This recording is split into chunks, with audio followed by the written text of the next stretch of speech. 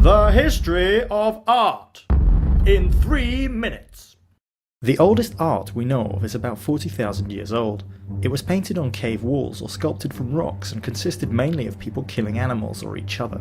An exception to that rule is the famous Woman from Willendorf, an abstract sculpture of a faceless obese lady wearing no clothes except a shower cap.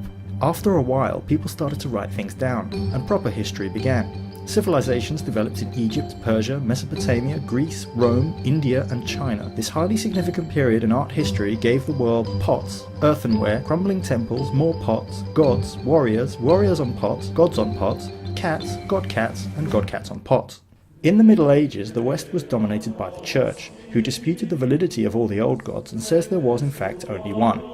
Art could no longer feature unrealistic things like multi-limbed elephant dancers or winged bearded man-horses, but had to be about things that happened in the Bible. This more realistic, down-to-earth approach gave us morose men in yellow hats, morose men in pink shawls, and lots of glowing babies. Then came the Renaissance and a return to the material world. Real-life places were rendered in 3 dimensions, convincing use of perspective became widespread, and the human body was shown as it really is. Many images, however, remained religious in nature, and so also featured flying men with laser beam eyes, done realistically.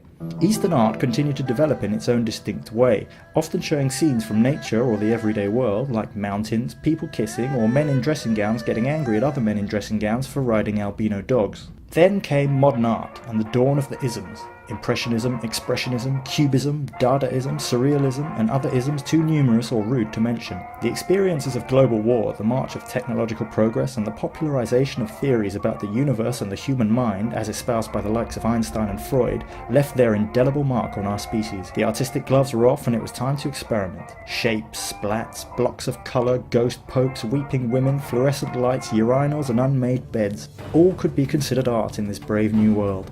People argued the point, saying some modern art was shit, and some of it really was. Modern art! Look at it! It's fucking shit!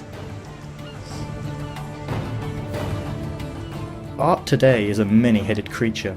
The need to create is clearly part of the human condition, an unquenchable desire which is as old as our species and quite probably embedded in our DNA, as innate to us as eating, fighting and laughing at other people's misfortune. But it's also big business. You're equally likely to see famous artwork on a mug, a t-shirt or in a boardroom as in a gallery.